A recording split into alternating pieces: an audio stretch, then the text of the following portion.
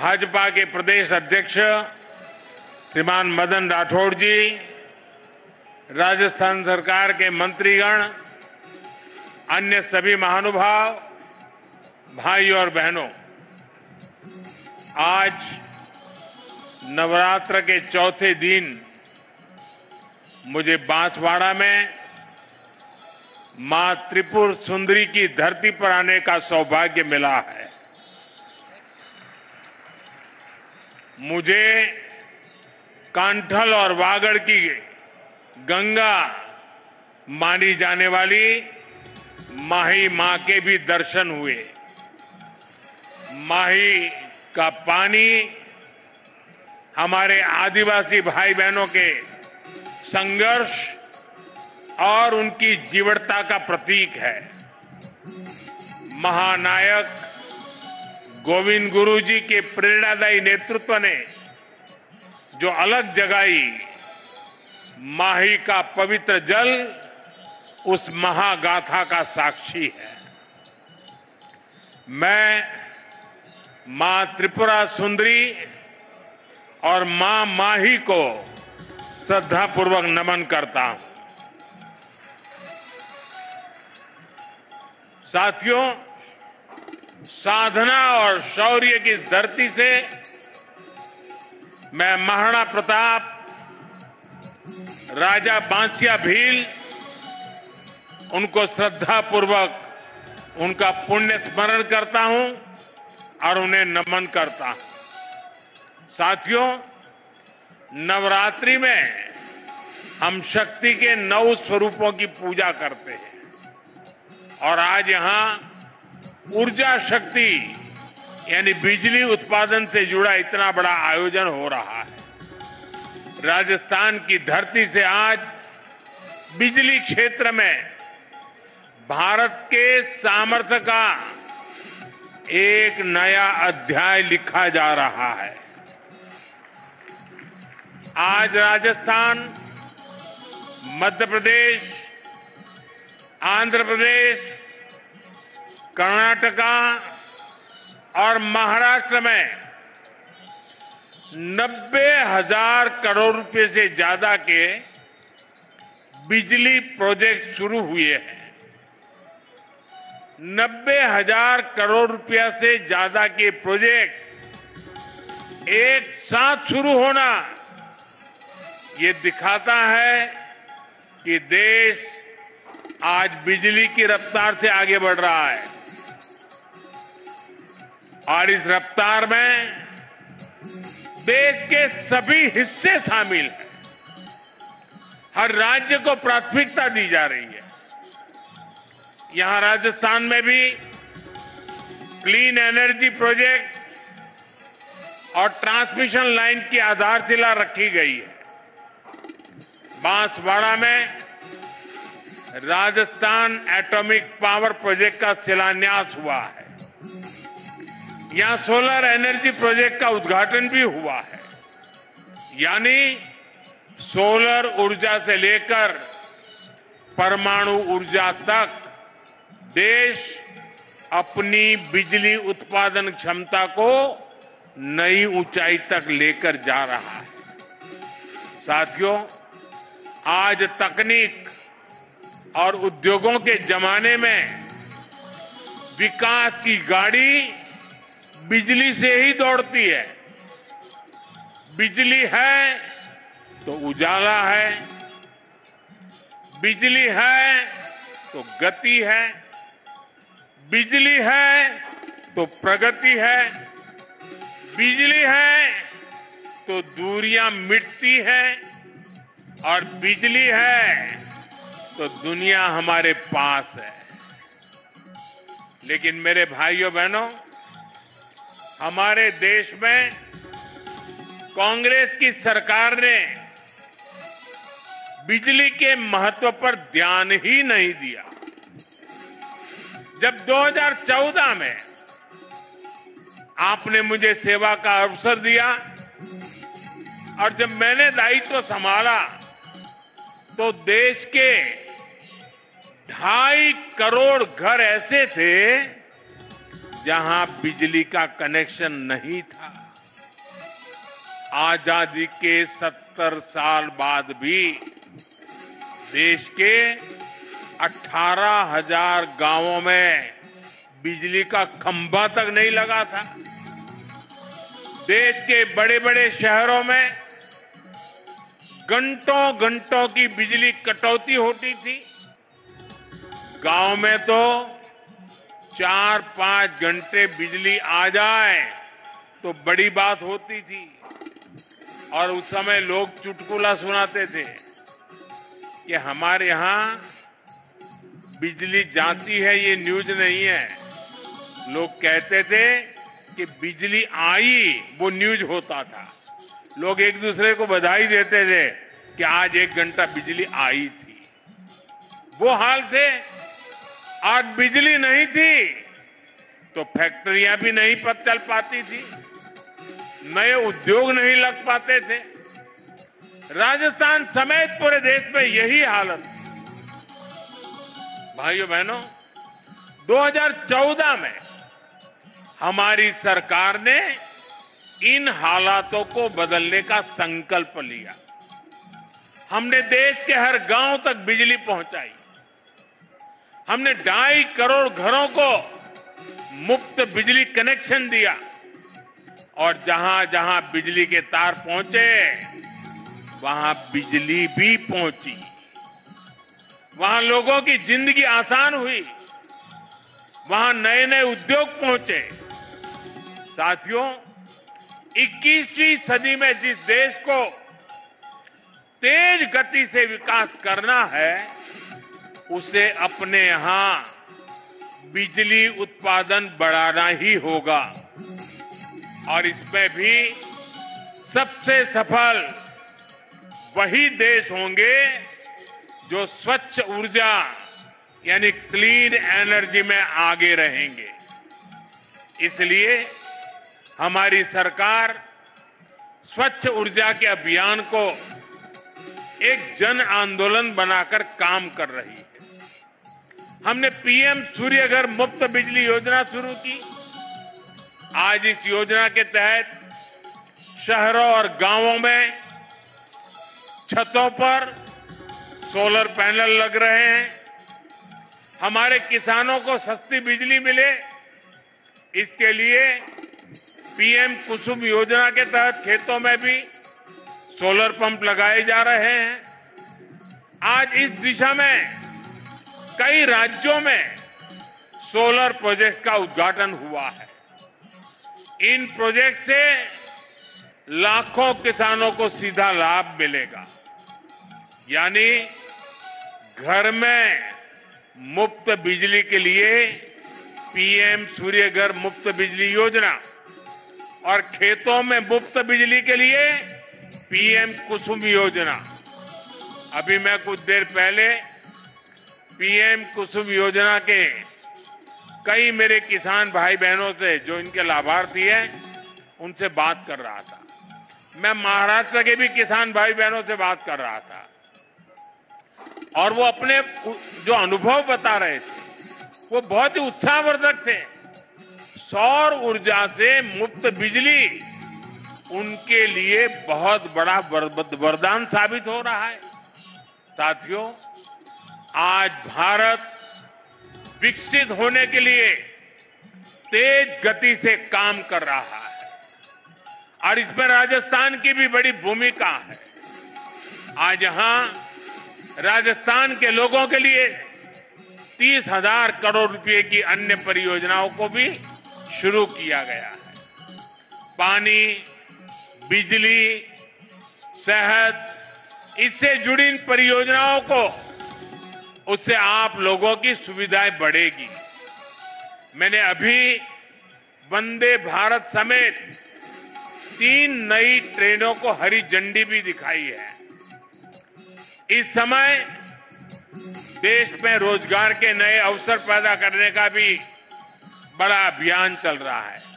उसी कड़ी में आज राजस्थान के 15,000 युवाओं को सरकारी नौकरियों के नियुक्ति पत्र भी मिले हैं।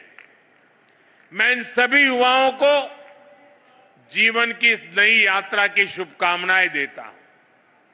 मैं राजस्थान के लोगों को विकास की परियोजनाओं के लिए भी बधाई देता हूं। साथियों, मुझे खुशी है कि आज राजस्थान की भाजपा सरकार राज्य के विकास में पूरी ईमानदारी से जुटी है।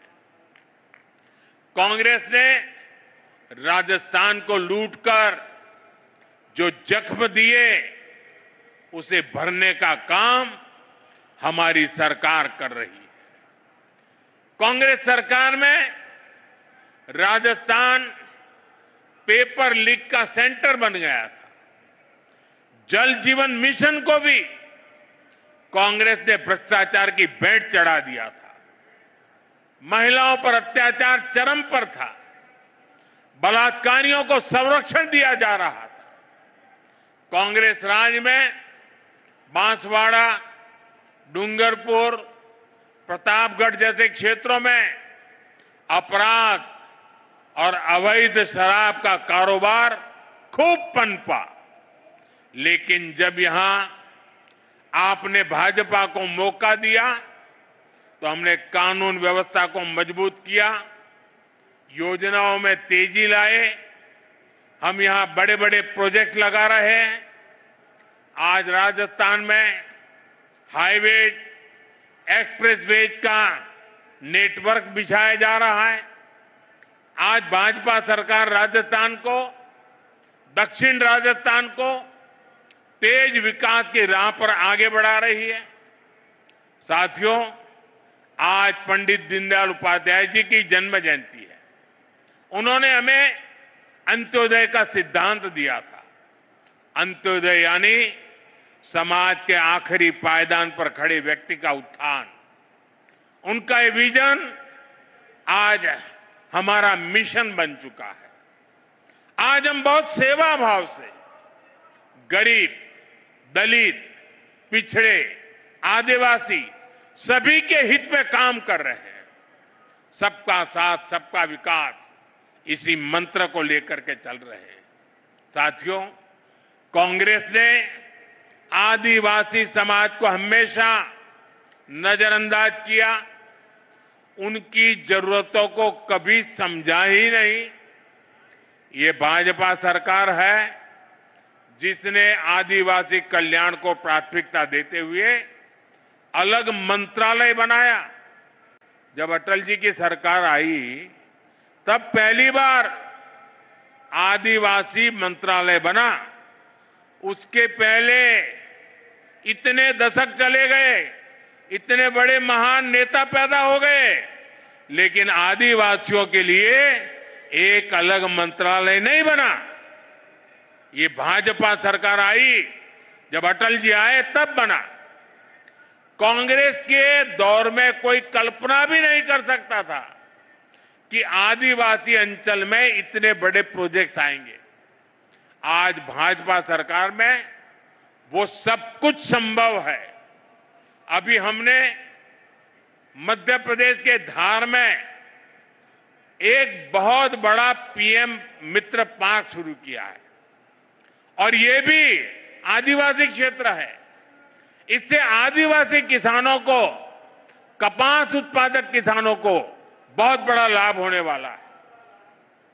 साथियों, भाजपा के प्रयासों से ही आज गरीब आदिवासी परिवार की बेटी आदरणीय द्रौपदी मुर्मू जी देश की राष्ट्रपति बनी है। और राष्ट्रपति जी ने ही आदिवासियों में भी अति पिछड़े आदिवासी समाज का विषय उठाया था। उनकी प्रेरणा से ही हमने पीएम जनमन योजना शुरू की है। इसके तहत आदिवासियों में भी अति पिछड़े समाज को प्राथमिकता दी जा रही है। आज धरती आबा जनजातीय ग्राम उत्कर्ष अभियान के तहत जनजातीय गांवों को आधुनिक बनाया जा रहा है। भगवान बिरसा मुंडा को लोग धरती आबा के रूप में भी जानते हैं। इसका लाभ 5 करोड़ से ज्यादा आदिवासियों तक पहुंचेगा। आज देश में सैकड़ों एकलव्य मॉडल आदिवासी विद्यालय खोले जा रहे हैं। हमने वनवासियों और अनुसूचित जनजातियों के वन अधिकारों को भी मान्यता दी। साथियों, आप ये भी जानते हैं, हमारे आदिवासी भाई बहन हजारों वर्षों से जंगल के संसाधनों का इस्तेमाल करते आए हैं। ये वन संसाधन उनकी प्रगति का जरिया बने, इसके लिए हमने वन धन योजना शुरू की। वन उपज की चीजों पर हमने एमएसपी को बढ़ाया। हमने जनजातीय समाज के उत्पादों को बाजार से जोड़ा। इसका परिणाम है आज देश में वन उपज में रिकॉर्ड वृद्धि हुई है। साथियों, आदिवासी समाज को स्वाभिमान से जीवन जीने का अवसर मिले, ये हमारी प्रतिबद्धता है। उनकी आस्था, उनके आत्मसम्मान और उनकी संस्कृति की रक्षा करना, ये हमारा संकल्प है। साथियों, जब देश के सामान्य मानव का जीवन आसान होता है तो वो खुद आगे बढ़कर देश की प्रगति का नेतृत्व करता है। आप लोगों को याद होगा, आज से 11 साल पहले कांग्रेस के समय हालात कितने खराब थे। और खराब क्यों थे? क्योंकि कांग्रेस सरकार देशवासियों के ही शोषण में लगी थी। कांग्रेस सरकार देश के लोगों को ही लूट रही थी। कांग्रेस के समय में टैक्स और महंगाई दोनों आसमान पर थी। आपने जब मोदी को आशीर्वाद दिया तो हमारी सरकार ने कांग्रेस की लूट को बंद किया। साथियों, ये आजकल बहुत मुझ पर गुस्से में रहते हैं, इसका कारण भी यही है। साथियों, 2017 में हमने जीएसटी लागू करके देश को टैक्स और टोल के जंजाल से मुक्ति दिलाई थी। अभी नवरात्रि के पहले दिन से फिर जीएसटी में बहुत बड़ा सुधार किया गया है। इसका नतीजा ये हुआ है कि आज पूरा भारत जीएसटी बचत उत्सव मना रहा है। हर रोज इस्तेमाल की जाने वाली ज्यादातर चीजें सस्ती हो गई हैं। यहां इतनी बड़ी संख्या में माताएं बहनें आई हैं, और जब मैं अभी जीप में आ रहा था, सब माताएं बहनें आशीर्वाद दे रही थी। घर में माताओं बहनों के लिए रसोई का खर्च कम हो गया है। साथियों, साल 2014 से पहले अगर आप साबुन, शैम्पू, टूथपेस्ट, टूथ पाउडर ऐसे रोजमर्रा के सामान पर अगर आप 100 रुपये की चीज खरीदते थे, तब ये 100 रुपये का सामान आपको 131 रुपये का पड़ता था। सामान 100 का और देना पड़ता था 131 रुपया। और 2014 के पहले की बात कर रहा हूं। जो आजकल बयान बहादुर भांति भांति के झूठ फैला रहे हैं ना, यानी कांग्रेस सरकार 100 रुपये की खरीद पर 31 रुपये टैक्स लेती थी। 2017 में जब पहली बार हमने जीएसटी लागू किया तो यही 100 रुपये का सामान सिर्फ 18 रुपये बढ़े और 118 रुपये में आने लगा। यानी कांग्रेस सरकार से भाजपा सरकार आते आते 100 रुपये पर 13 रुपये की बचत हुई। अब 22 सितंबर को हम दोबारा जीएसटी को रिफॉर्म किया। जीएसटी रिफॉर्म के बाद जो 14 के पहले 100 रुपये का 131 रुपया देना पड़ता था, अब 100 रुपया में सिर्फ 5 रुपया टैक्स लगता है, सिर्फ 105 रुपया देना पड़ता है। कहां 31 रुपया और कहां 5 रुपया? यानी कांग्रेस के जमाने की तुलना में आज आपको 100 रुपये की खरीदारी पर 26 रुपये की बचत हो रही है। माताएं बहनें तो महीने के बजट का पूरा हिसाब रखती है। हम हिसाब से तो दर महीने अब आपको सैकड़ों रुपये की बचत होने वाली है। साथियों, जूते चप्पल तो सबकी जरूरत होते हैं। कांग्रेस के राज में अगर आपको 500 रुपये का जूता खरीदना होता था तो वो 575 रुपये का आता था। यानी 500 का जूता और बिल आता था 575।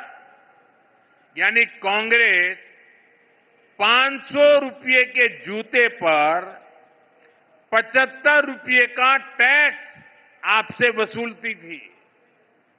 हमने जीएसटी लागू किया तो टैक्स 15 रुपया कम हो गया। अब नए जीएसटी के बाद आपको इसी जूते पर 50 रुपया कम देना पड़ेगा। पहले 500 से ऊपर के जूतों पर और भी ज्यादा टैक्स लगता था। हमने वो 500 वाला स्लैब भी हटा दिया। अब हमने जो 500 तक का स्लैब था उसको हटा करके 2500 रुपये तक जो जूते उसका टैक्स भी कम कर दिया। साथियों, एक सामान्य परिवार का सपना होता है कि उसके पास एक स्कूटर या मोटरसाइकिल हो। कांग्रेस राज में ये भी पहुंच से बाहर था। कांग्रेस 60,000 की बाइक पर, अगर एक बाइक आप खरीदते हैं 60,000 रुपये में, तो 19,000 रुपये से अधिक टैक्स लेती थी। बताइए, 60,000 रुपये के सामने 19,000 से ज्यादा टैक्स। 2017 में हम जीएसटी लाए तो ये टैक्स 2-2.5 हजार रुपया कम किया। और अब 22 सितंबर को जो दरें लागू की, उसके बाद अब 60,000 की बाइक पर सिर्फ 10,000 रुपया टैक्स हम ले आए नीचे। यानी 2014 की तुलना में करीब 9,000 रुपये का फायदा हुआ। साथियों, कांग्रेस के राज में अपना घर बनाना भी बहुत महंगा था। 300 रुपये के सीमेंट के बैग पर कांग्रेस सरकार 90 रुपये से अधिक टैक्स लेती थी। 2017 में जीएसटी आने के बाद ये करीब 10 रुपया कम हुआ। और अब जब दोबारा हम रिफॉर्म करके जीएसटी लाए तो 22 सितंबर के बाद सीमेंट के उसी बैग पर करीब 50 रुपये ही जीएसटी लग रही है। यानी सीमेंट के हर बैग पर भी 2014 की तुलना में आज 40 रुपये की बचत हो रही है। यानी कांग्रेस राज में जहां लूट ही लूट थी, वहीं आज भाजपा की सरकार में बचत ही बचत है। और तभी तो देश जीएसटी बचत उत्सव मना रहा है और जीएसटी बचत उत्सव को पूरे देश में मनाया जा रहा है। लेकिन भाइयों बहनों, ये जीएसटी बचत उत्सव तो चल रहा है, लेकिन हमारा एक और लक्ष्य है, आत्मनिर्भर भारत का। हम किसी और पर निर्भर न रहें, ये अब बहुत आवश्यक है। और उसका रास्ता जाता है स्वदेशी के मंत्र से। और इसलिए हमें स्वदेशी के मंत्र को भूलना नहीं है। मैं आप सबसे आग्रह करूंगा और राजस्थान में और देश के कोने कोने में जो लोग मुझे सुन रहे हैं उन सबसे भी आग्रह करूंगा, खास करके मेरे दुकानदार व्यापारियों से आग्रह करूंगा, हम जो बेचेंगे वो स्वदेशी ही बेचेंगे। और मैं देशवासियों से आग्रह करूंगा, हम जो खरीदेंगे वो भी स्वदेशी ही खरीदेंगे। हम दुकानदार को पूछेंगे, बताओ भाई ये स्वदेशी है कि नहीं है? और मेरी तो स्वदेशी की व्याख्या बहुत सिंपल है, कंपनी दुनिया के किसी भी देश की क्यों न हो, ब्रांड दुनिया के किसी भी देश की क्यों न हो, लेकिन वो हिंदुस्तान में बनने वाला होना चाहिए, हिंदुस्तान के मेरे नौजवानों की मेहनत से बना हुआ होना चाहिए, मेरे देश के लोगों के पसीने की उसमें महक हो, उसमें मेरे देश की मिट्टी की महक हो। मेरे लिए वो सब स्वदेशी है। और इसलिए मैं सभी व्यापारियों को कहता हूं, दुकान पे एक बोर्ड लगाइए, गर्व से कहो ये स्वदेशी है।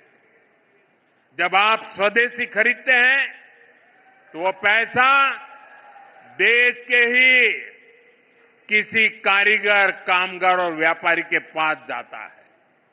वो पैसा देश के बाहर न जाकर देश के विकास में लगता है।